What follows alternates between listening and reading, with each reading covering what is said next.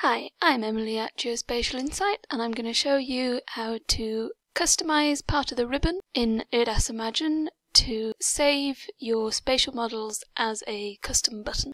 So if there's a model that you keep coming back to, it will save you a lot of time to stick it into the My Models tab. So you can use it just like any other GUI button. Okay, so I'm going to open up a model I built earlier.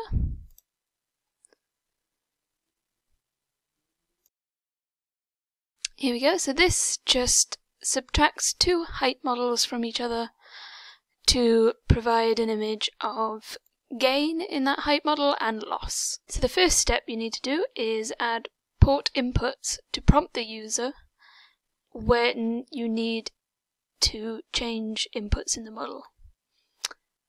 So this is done by using these port input operators. You drag them in. You can give it a sensible name, and then you can also give a further description and limit the data types it will accept. Okay, so I've done that for the newer date height data and the previous date height data here. And also don't forget to prompt for a output location. You can also add these input ports into any of these variables as well. If you'd like to edit any other ports in the model, that's fine as well. They don't just work with these inputs and output operators.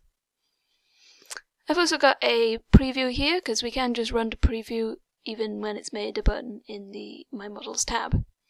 You may not have a My Models tab yet. It will be auto-generated when you add your first model to your My Models tab.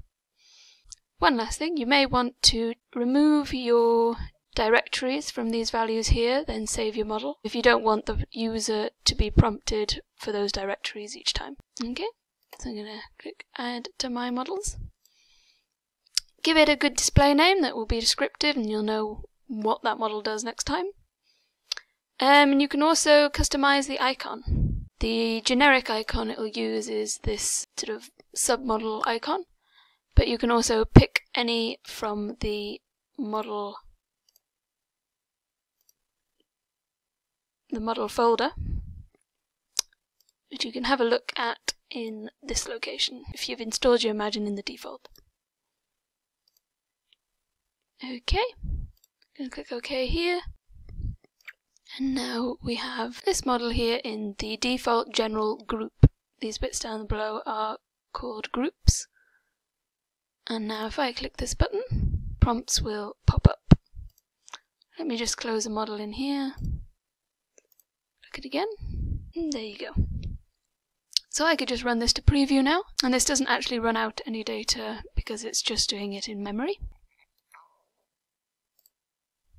And there we go. We can see areas of gain and loss. Gain is in yellow, blue is in loss.